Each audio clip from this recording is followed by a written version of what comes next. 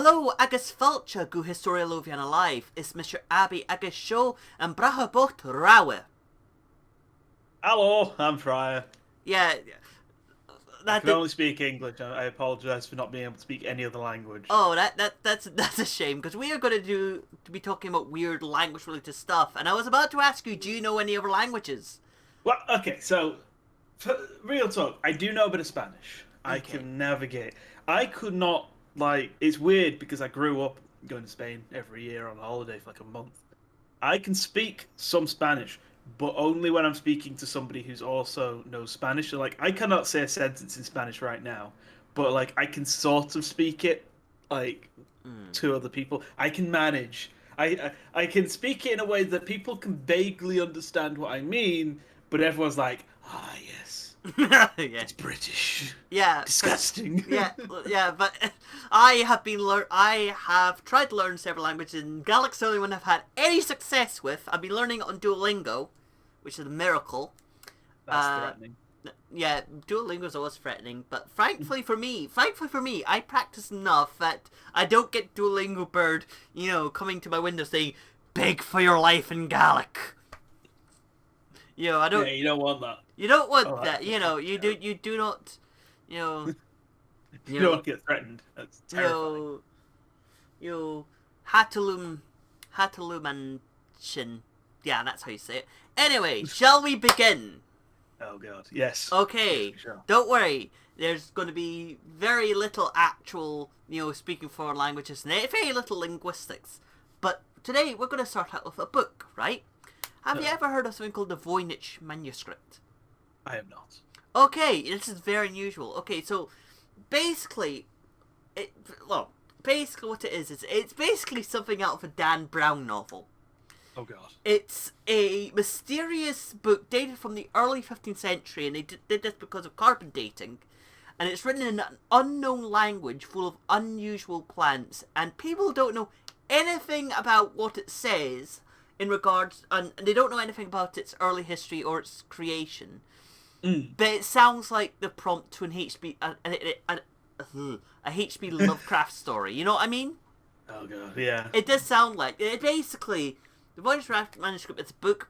It's written in vellum. It's been carbon dated to the early 1400s. It's written in an unschooled stroke with weird flowers, new illustration. You get the idea. And if you go into Wikipedia or Google, you can see what I mean. Shall I just send you a picture? Yes. Let me get this up, because it's basically. Let me just. Oh, and this entire. Let me just get a picture, because there's tons of them on Wikipedia, and there's tons of them, and there's some of the weird. It's one of the coolest things in the world, but also one of the weirdest. So I'm just going to send you this picture, if I can. Where is it? You should be scared, and I will very quickly switch over to. There we go. That, ladies, gentlemen, and nons, is the picture of the Voynich, or one of the pages of the Voynich Manuscript. Oh, that's concerning. Yeah, it is concerning. It looks like... Do you know what it looks like? It looks a bit like, It feels like something out of D&D, you know what I mean? Yeah, it does. That's concerning. I don't understand why you find it concerning. I don't know why it is, but that does not. That looks like it's got a curse on it. Yes, that is basically the thing. So basically, it is one of these weird. It's one of these weird books that nobody really knows about. It's one of the few great mysteries. We know likely that it's an actual language because they've analysed the text and they see repeating patterns. They see. And they can. Gibberish. It's not gibberish, but it might be gibberish. We don't quite know. But basically, they analyse it and think, yes, this looks like a natural language, or it looks like a language. It could be constructed, could be natural. Who knows? We don't know if it's a language. We don't know if it's cipher. We don't know if it's the secret script. We just don't know. But apparently, the Voynich Manuscript thing, and it's got things like weird flowers, depictions of people, and weird things that are very. You know how you sometimes find pictures that are just from the 1300s and they're just wait, what? Why? What's going on here? Yeah. Basically like that. basically it's just a whole book of that plus flowers. And we don't know if it's a spell book. It might be a spell book. It might be an alchemist book. It might be something depicting flowers, but we don't really know about it. So here's the thing that we do know. It's widely accepted that the first known owner of the manuscript was the Holy Roman Empire Rudolf II. Okay? So that's who we know, and then after a short line of short-term owner, it passed into the hands of the Collegio Romano. So so basically the Vatican had it for a while, and then it went to an art dealer or book dealer rather called Wilfrid Voynich. Now, here's the thing. He's the guy who the book's named after, and it's very appropriate that his name got attached to this book because he himself is a character. You know how sometimes we come across people and it just got weird, wild fucking stories behind them. Oh yeah, they're just mad. Yeah, like for example, we had the guy who tried to start his own country. Yeah. And then got embroiled in a whole sort of thing, and then I'm trying to think, who else did we have? I'm trying to think, who else we've had a wild sort of. Yeah. We have lots of wild guys. This guy's one of them, okay? He sounds like something out of he sounds like someone out of like a steampunk novel, okay? So his Wikipedia starts with this: Wilfrid Voynich was a Polish revolutionary, antiquarian, and bibliophile. Okay, this guy sounds great already. Right, okay. He joined a party called Proletariat, which was the first Polish Socialist Party, which joined up with a group called the People's Will, which embraced economic and political terrorism, and Voynich himself was involved in a jailbreak. Right? So he's Look at a photo of this man. Oh my goodness. Do you want to footage? Okay, let's see. Voynich. I just pulled up a photo of him. Yeah. He looks exactly the way you described him. Yeah. Oh my goodness me. The man, let's see. Voynich, let's see. I want to just remind myself of him, right? Yes! He just looked like that. He looked like someone who was involved in radical politics in the 19th century, doesn't he? He looks brilliant. He looks brilliant, Those pince-nez glasses. It reminds me of, he looks like a male version of Emma Goldman. He does, doesn't he? I mean, I'm gonna get a picture up for everyone who hasn't seen him. Let me just get this thing up. Wilfrid Voynich. I'm gonna go. There's a picture of him on Wikipedia. Let's just bring them up here. Here we are. Voynich. Right. I'm just gonna very quickly switch to. Where is it? There we go. That's him, ladies and gentlemen. He is... What a guy. Do you see what I mean? A guy. He does look like a male... Oh, bloody hell. He does look like a male version of... He does look like a male version of Emma Goldman. He looks like... He looks like he's involved in radical politics. Anyway, let's go back to the story, because it gets better, okay? Or worse. Right, so for being involved in a jailbreak, he was sent to Siberia by the Russians, because Poland was at that point under the Russian Empire, or at least part of it was. And he gained a working knowledge of 18 different languages, albeit not well, whilst being in sort of a political prisoner camp in Siberia, right? He escaped from Siberia, and by 1890 he made it to London, right? Then he became a bookseller. Right? Yes.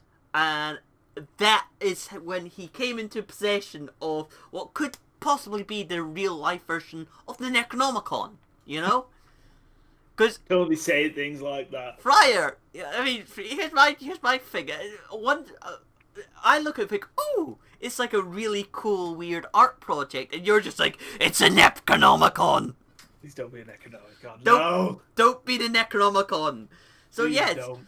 So basically, he got it, and that's when it became sort of attached to his name. So after Voynich died, it was inherited by his wife, Ethel, who, by the way, Ethel herself is an amazing woman herself, because she was a sort of hit novelist. She was a novelist. Ethel Voynich was apparently a novelist. She died and she passed it on to a friend, and she passed it on to another book dealer, who then said, I can't sell this, I'm going to donate this to Yale, because there's no price I can put on this, it's a really weird book. So now it's in the hands of Yale University in America. So basically, here's what they know about it. The book was written in an unknown language, in an unknown script, with small bits of Latin text used. So there is actually Latin text there, text that we can recognise, but there's nothing we can really translate it, by. There's no sort of Rosetta Stone. But we know that, we know it's probably a language and not just sort of written diglossia. Because, because they've got repeating words, repeating text, and so there's the thing. Straight enough, there is no visible punctuation. There's no visible punctuation. Unless, of course, one of the characters is form of punctuation. Is the punctuation. For example, there's an artificial language out there called Lodgeban. Vaguely. Right? Vaguely. Their punctuation comes right at the start for some reason. Start of a word start of a sentence for some reason. It could be, there might be a word there that ends in that, or it could be forms of a word that acts as punctuation. We just don't know because we can't read it. Yeah. But of course, there's always a possibility that it's a form of written tongues and we're just reading too much into it. And if you don't know what tongues is where you sort of like make up, make language sound noise. Evangelical preachers sometimes speak in tongues, but you never know. Yeah. So here's the thing. Who do you think the proposed authors would include? So it belongs to the Holy Roman Empire, right? So. Okay, but remember this book dates to at least 1400, so early 1400s. Who do you think are proposed authors? I don't really know too much about the early 1400s. I don't know. All I know about the early that's a good point. I don't know that much about the early 1400s except for like one of the kings of Scotland was called James. Yeah. Because pretty much from there to like all the Stuart Scottish kings up until Mary Queen of Scots were just called James, and then she gave birth to a boy who they just called James because why not? But let me just read the proposed authors. Proposed authors, they include Roger Bacon, who was a very famous sort of scientist and alchemist, and he was sort of like the proto-scientist of the time. He was a natural philosopher. And then there's John Dee, who alongside being a poet, most notably known for, do not ask for whom the bell tolls, it tolls for thee. That's his line. Oh. And not... That's him. Yeah, that's him. But he was also a sort of magician-type person. Because, of course, he was. You just have to look at a picture of John Dee to see the massive beard. And this man is a wizard. This man would be a wizard. Yeah, and then Edward Kelly, who I don't know who it is. Giovanni Fontana, who apparently is a very famous book person. But here's one that is the biggest conspiracy. Wilfred Voynich himself. Because think of it, right? He was like the first confirmed author, although we think it was most likely owned by the Holy Roman Emperor, Rudolf II. But he is a character. He knows what to look for in rare books.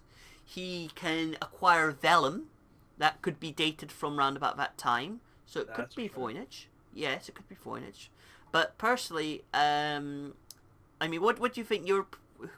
What do you think of the book? Do you think it's a Necronomicon, or do you think it's a fake, or do you think it's? I think it's something certainly. Strange thing. Yeah, it could be Necronomicon. If it is a Necronomicon, It better not be. It's a flowery Necronomicon. There's no Cthulhu, and it's not bound in human skin. Oh, talking about human skin. I don't like where this is going. Did you know that there is actually a card wallet made out of human skin? And do you want to know where it is? Wouldn't happen to be in the British Museum. The Nope. museum dedicated to everything that isn't British. No, it is actually, well, it's Scottish. It was made in Scotland in like the early 1800s. That's quite late. Yeah, it's in the Museum of Scotland, and it's made out of the hand of, I don't know if it's Burke or I think it's Burke that they made the card pull out of. Because of course, calling cards were all the rage back then, and they just hanged a guy, and they just had the body and like, right, we're gonna donate the body to the Surgeon's Hall, but what we're gonna do is we're gonna skin this guy alive, this dead body alive, and use the skin from his hand to make a card wallet. And it's in the National Museum of Scotland. It used to be in the Police Museum, but that closed down. In the National Museum of Scotland, they've got a wallet made of human skin. That's terrifying. Yeah, Burke and Hare were sort of like the shipmen of their day. Yeah. But they still made a wallet out of human skin, and it's in the Museum of Scotland, and you can come see it. That's horrific. Yeah, it's in yeah, that's an interesting fact. So yes, you can in fact find things made of human skin. But anyway, shall we move on to the next topic? Yes. Right, I've got a question. Are you familiar with a language called Basque? Basque. Oh, Basque. Yes. Bath? I've heard of it. Yeah, you've heard of it. And Basque is really interesting, okay? Because Basque is a language isolate, and it's the last pre-Indo-European language, aka it's the last language that was from a family that was spoken before the Indo-European languages came to Europe, okay? So the language is pretty old, and it's pretty unique. It looks like nothing else. I mean, most European languages are Indo-European with a few exceptions, namely Maltese, Hungarian, Finnish, and Estonian, and also Basque, because Basque is an European language. But Basque is unique because it's related to no other language in the world that we know of. Another interesting language is Icelandic, right? Yeah. Most people are familiar with Iceland. It's an island up north. Up north, just touching the Arctic Circle. It's known in Gaelic as Inishtiela. And its language, Icelandic, is so conservative, to speak a word, that people who natively speak Icelandic can read the old sagas, like the stories of Thor and Odin and all that sort of thing. You can read it in the original text. Now, I've got a question. Imagine if you took both these languages and merged them together very roughly. What do you think you would get? A mess. A mess, okay. Well, believe it or not, this happened. It was called Basque Icelandic Pidgin. Now, do you know what Pidgin language is? Pidgin language is where they're kind of all shoved together, isn't it? Yeah. It's very shoved in a pigeonhole. Kind of. Basically what happens is, if one group of people, another group of people meet, and they have no other language in common, they would sort of try to communicate with like short phrases and hand gestures, and eventually it would develop into something called a pidgin, which is a language that develops naturally, but basically is purely used for language communications. You know what I mean? Yeah. That's basically it. And usually, if it starts being spoken as a native language, then it becomes a Creole, and Creoles are quite common. You get them all over the world, but this never became a thing, and you'll probably see the reason why. So basically, it developed because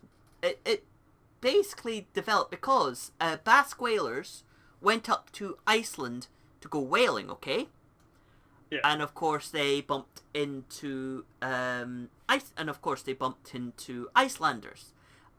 namely up at like the wee peninsula right at the northwest of Iceland. And this will become very important later on.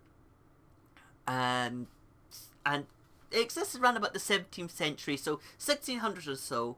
But extensive knowledge of the actual pigeon is very limited. We've got like phrasebook basically of it, and it's quite extraordinary. So basically, these two groups of people are very different, met, and were sort of, as you thought, developed a weird little pigeon to communicate and trade and stuff like that. So do you want to hear some phrases? Go on.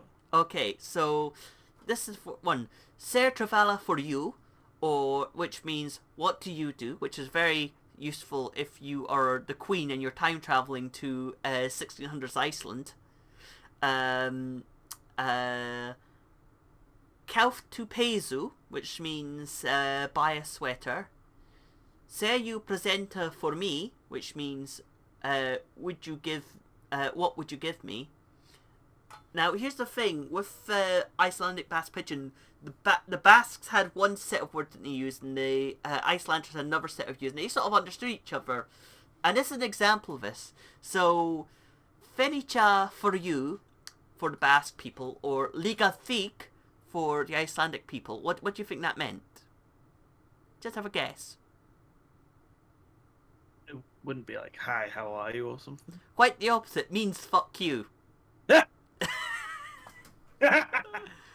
I wish. Beautiful. Yeah, and also there's Janzukaka, which means eat shite.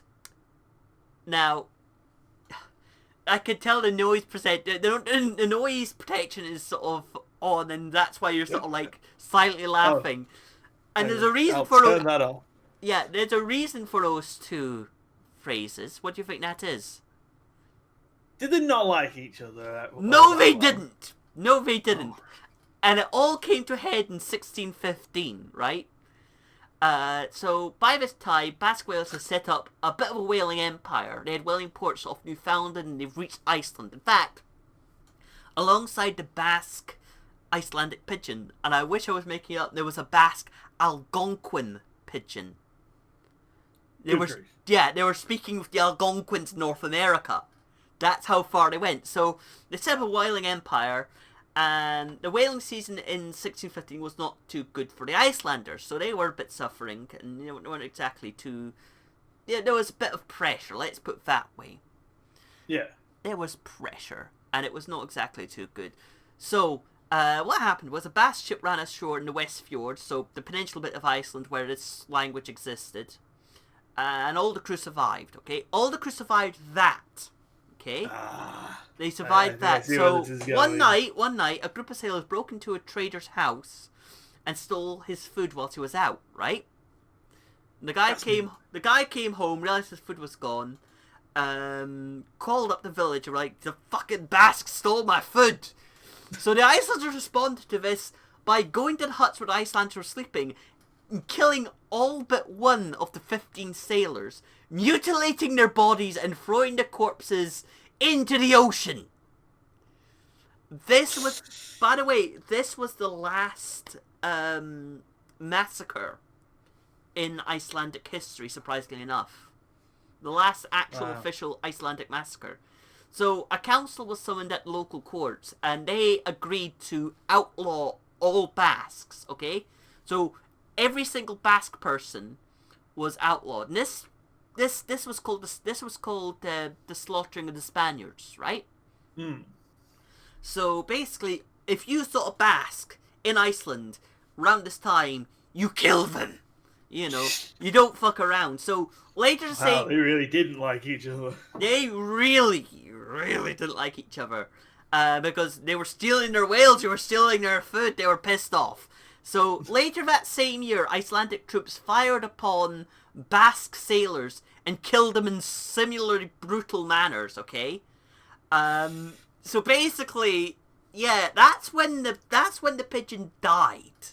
Because the Basques didn't want to talk to the Icelanders, because the Icelanders would kill them. So that was the end of this pigeon. Now, I've got good news.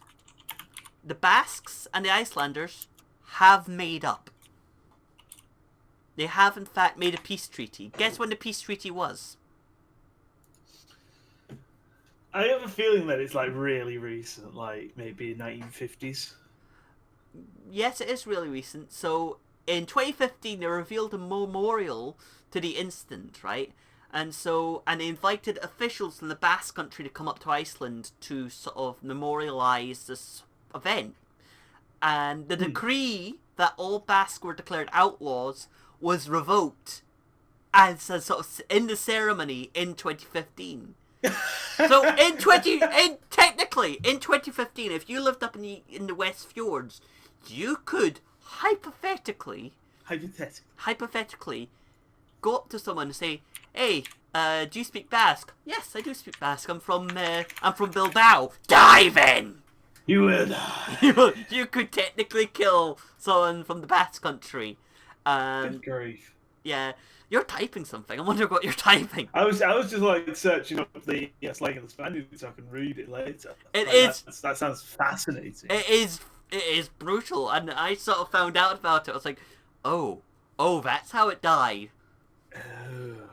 Oh, did. Yeah, it's just brutal. Like there are like periods like of history where you just sort of like, oh, that's fascinatingly brutal.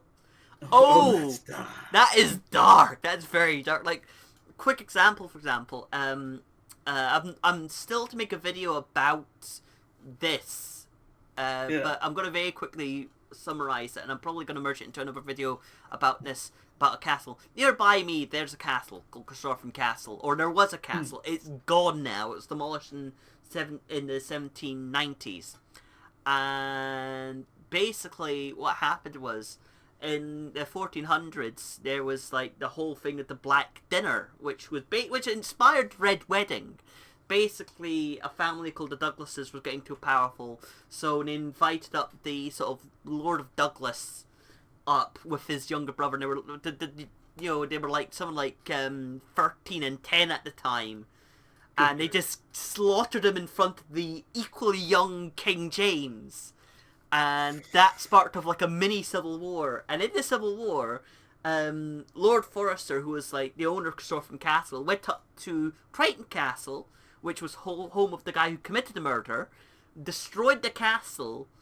And then eventually Lord Crichton did the same thing to Caersorfen Castle. And yeah, there's a lot of very dark, bloody stuff in Scottish history. Right, okay, so we're on to the last subject, okay? And and this is a bit of a short one, so I'm going to preface this by saying this is probably going to be the last episode of Historia Lothiana not live for a while, because the stay-at-home order ends soon. I can make another video to fill you in for like the week of that. So yes, it's been great, hasn't it? Oh yeah, it has been. I quite like doing these. Yeah, it is really, really good. But yeah, it is quite a sad thing. So this is probably going to be the last one. But we're going to end on a poem, aren't we? Ooh. A nice poem, okay? And it's a Chinese poem, and it's called "Lion-Eating Poet in the Stone Den." Okay, and this is a very interesting poem, okay? So, it was written by a poet called Wen Ren Chao in the 1930s, okay? What do you think's unusual about it?